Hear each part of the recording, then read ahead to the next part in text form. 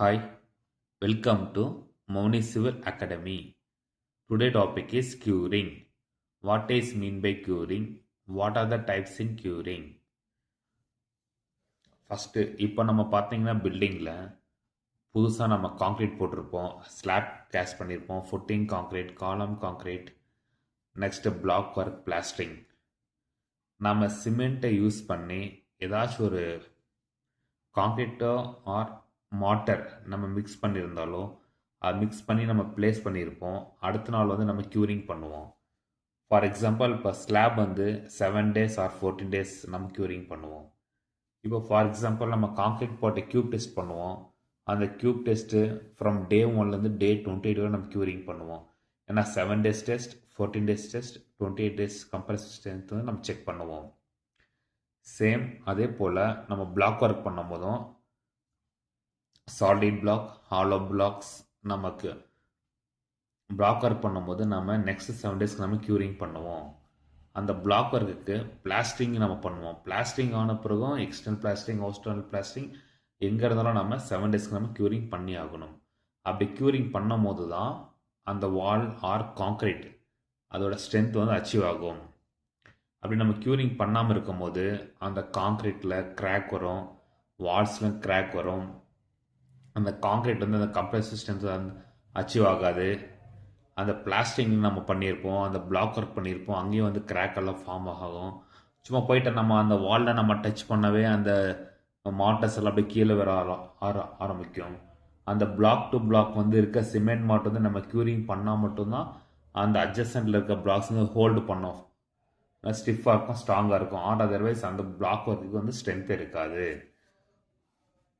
பாருங்கள், இதில் வந்து பார்த்தீங்கன்னா ஒரு க்யூரிங்கில் நான் வந்து ஒரு 6 டைப் ஆஃப் க்யூரிங்ஸ் வந்து நான் வித் எக்ஸாம்பிள் அது எப்படி நம்ம யூஸ் பண்ண போகிறோம், எப்படி யூஸ் பண்ணுறாங்க சைட்டில். ஏன்னா இந்த மாதிரி கொஷின்ஸ் வந்து நம்ம இன்டர்வியூலும் கேட்கலாம். ஏன்னா சில கவர்மெண்ட் எக்ஸாம், ப்ரைவேட் எக்ஸாமில் கேட்டிருக்காங்க. ஏன்னா நானும் what is mean by curing, define curing, what are the types of curing நமக்கு எல்லாருக்குமே தெரியும். சும்மா இதான் நம்ம தண்ணி ஊற்ற போகிறோம், அதுதான் க்யூரிங் நம்ம நினைக்கிறோம். ஆனால் பட் அதுக்கு பின்னாடி அதிகமான டெக்னிக்கல் டெஃபிஷியன்ஸ் எல்லாம் இருக்குது. ஃபஸ்ட் நம்ம பார்க்க போகிறது பாண்டிங். பாண்டிங்னா நம்ம தமிழ் என்ன சொல்லுவோம், பாத்தி. இந்த மாதிரி பாத்தி நம்ம க்யூரிங் எங்கே பண்ண போகிறோம், slab, first Flora second floor எந்த ஃப்ளோர் இருந்தாலும் நம்ம இன்றைக்கி நம்ம காங்க்ரீட் போட்ட பிறகு நெக்ஸ்ட் அடுத்த நாள் வந்து அவுட்டர் சைட்ஸில் வந்து பெரிய பாத்தி கட்டுவோம், சென்டர் பார்ட்டிஷன் பண்ணுவோம். இதில் வந்து வாட்டர் வந்து நம்ம ஸ்டாங்கன் பண்ணுவோம். ஆஃப்டர் 7 daysலேருந்து 20 days வரையும் நம்ம பண்ணுவோம். நெக்ஸ்ட் இது வந்து பார்த்திங்கன்னா பேமெண்ட்ஸ், ரோடு நம்ம க்யூரிங் பண்ணனாலும் இந்த பாத்தி பாண்டிங் சிஸ்டம் தான். ஸ்லாப்க்கும் பாண்டிங் சிஸ்டம். நெக்ஸ்ட்டு பார்த்திங்கன்னா ஃபுட்டிங்க்கும் பாண்டிங் சிஸ்டம் தான். நெக்ஸ்ட் ஒரு பெரிய ஃபுட்டிங் போட்டிருப்போம், mat footing or raft footing. Horizontal சர்ஃபேஸில் என்னென்ன வருதோ எங்கெங்கே இருக்கோ அதுக்கு எல்லாமே நம்ம பாண்டிங் க்யூரிங் தான் நம்ம பண்ணுவோம். நெக்ஸ்ட்டு பார்த்தீங்கன்னா sprinkling curing. Sprinkling means 25 mm dia or 20 mm dia, அந்த மாதிரி டயாவில் வந்து ஒரு பிளாஸ்டிக் ஓஸ் இருக்கும். அந்த ஓஸில் வந்து எங்கே வாட்டர் சப்ளை இருக்கோ, சோர்ஸ் இருக்கோ, அங்கே நம்ம ஃபிக்ஸ் பண்ணிட்டு நமக்கு எங்கே வேணுமோ அங்கே நம்ம ஸ்ப்ரிங்கிள் பண்ணிக்கலாம். ஃபார் எக்ஸாம்பிள் காலம்க்கு வந்து நம்ம பான் கட்ட முடியாது. அதுக்கு வந்து எசைன் கிளாத் வந்து நம்ம கவர் பண்ணிவிட்டு இந்த ஓஸ் மூலியமாக வந்து நம்ம ஸ்ப்ரிங்கிள் பண்ணுவோம் வாட்டர். நான் சைடில் கொடுத்துருக்கேன் பாருங்கள் எக்ஸாம்பிள்ஸ். காலம், வால்ஸ், ரிட்டர்னிங் வால், ஃபுட்டிங் எக்ஸெட்ரா.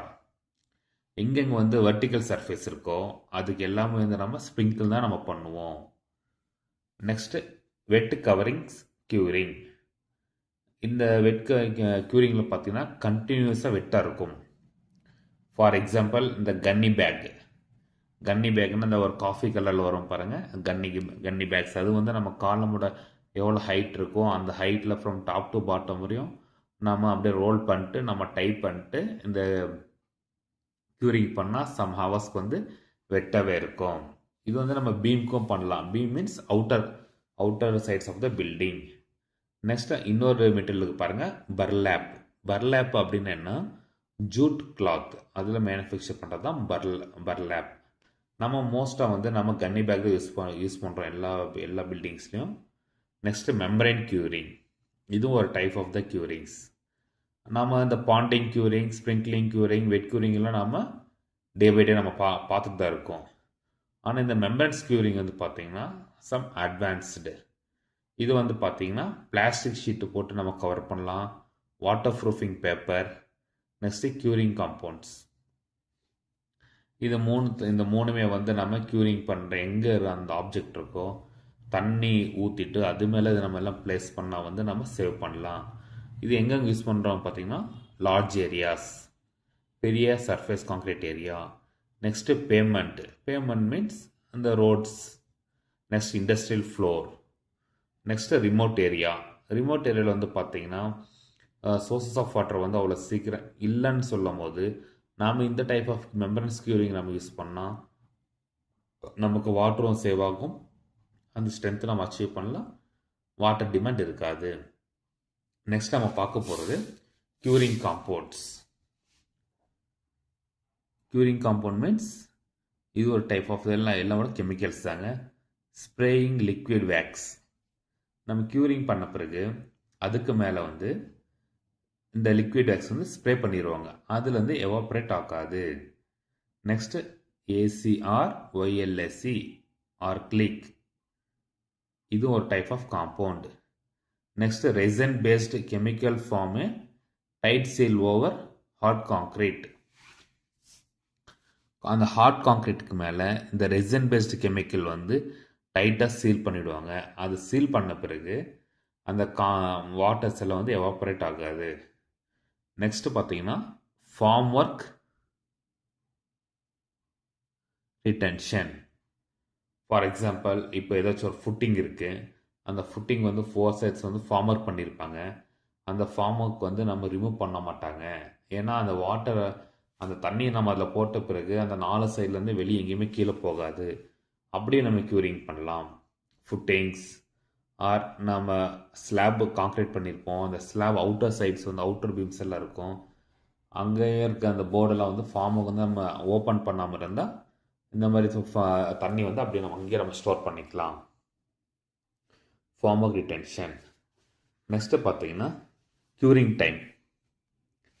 க்யூரிங் நம்ம வந்து 7 days பண்ண போகிறோமா இல்லை 14 days பண்ண போகிறோமா, அது எதை பொறுத்துன்னு பார்த்தீங்கன்னா depend upon time. Next concrete grade, M25, M30, M35, M40 or higher grades, நம்ம கிரேடு போடுறோமோ அந்த கிரேடுக்கு ஏற்ற மாதிரி நம்ம க்யூரிங் பண்ணணும். Next weather conditions in hot or cold ரீஜனில் எவ்வளோ தூரம் நம்ம எவ்வளோ டேஸ்க்கு நம்ம க்யூரிங் பண்ணலாம், ஆர் அதர்வைஸ் ஹாட் ஏரியாவில் வந்து எவ்வளோ டேஸ்க்கு வந்து நம்ம க்யூரிங் நம்ம எக்ஸ்டெண்ட் பண்ண முடியும். Next structure type, whether it is precast structure or RCC structures or large structures or small structures. அந்த ஸ்ட்ரக்சர்ஸ்க்கு ஏற்ற மாதிரி வந்து நாம் வந்து க்யூரிங் டைமை நம்ம ஃபிக்ஸ் பண்ணலாம். நெக்ஸ்ட்டு பார்த்தீங்கன்னா நார்மல் கன்ஸ்ட்ரக்ஷன் இஸ் 7 days. இதுவும் பார்த்தீங்கன்னா போர்ட்லேண்ட் சிமெண்ட் கான்க்ரீட்டுக்கு. நெக்ஸ்ட்டு நம்ம ஃபார் எக்ஸாம்பிள் இப்போது நாமளே ஒரு வீடு கட்டியிருப்போம், நாமளே க்யூரிங் பண்ண பிறகு தான் நம்ம ஒத்துப்போமா. ஆனால் பட் இதனால தான் எல்லா சைட்லேயும் வந்து க்யூரிங் பண்ண பிறகு ஃபோட்டோஸ் வந்து குரூப்பில் அப்டேட் பண்ண சொல்லுவாங்க.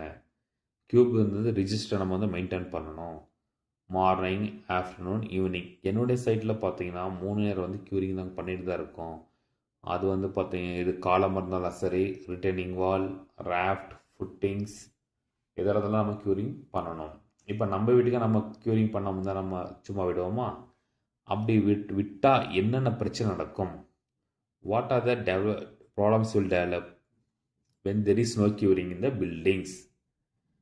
ஃபஸ்ட் வந்து பார்த்தீங்கன்னா மெயின்லி கிராக் கண்டிப்பாக நம்ம பார்த்துருப்போம், கிராக் வரும், அந்த சர்ஃபேஸ் வந்து வீக் ஆகிடும்.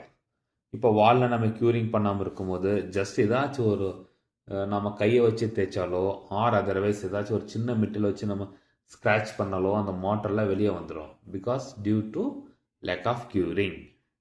Next dusting, poor strength. Curing இல்லைன்னா அந்த வால் ஆர் கான்க்ரீட் வந்து ஸ்ட்ரென்த்து அச்சீவ் ஆகவே ஆகாது. Reduce durability. Next not achieve strength. Curings இல்லைன்னா ஸ்ட்ரென்த் அச்சீவ் ஆகவே ஆகாது. நான் இந்த வீடியோவில் ஒரு 6 டைப்ஸ் ஆஃப் க்யூரிங் சொல்லியிருக்கேன். ஜஸ்ட் வந்து ஒரு சிம்பிள் ஃபார்மேட்டில் தாங்க சொல்லியிருக்கேன். ஜஸ்ட் எல்லாருமே இந்த வீடியோ ஒன்ஸ் பாருங்கள். இதில் ஏதாச்சும் நான் ஒரு மிஸ்டேக்ஸ் இருந்தால் கமெண்ட்டில் பண்ணுங்கள். அது ஏன் மிஸ்டேக்னு சொல்லி நானும் ரெக்டிஃபிகேஷன் பண்ணிக்கிறேன். நெக்ஸ்ட் வீடியோக்கு நம்ம எல்லாருக்குமே கொஞ்சம் வந்து யூஸ்ஃபுல்லாக இருக்கும். தேங்க்ஸ் ஃபார் வாட்சிங் this video. I am from Mouni Academy. Thank you.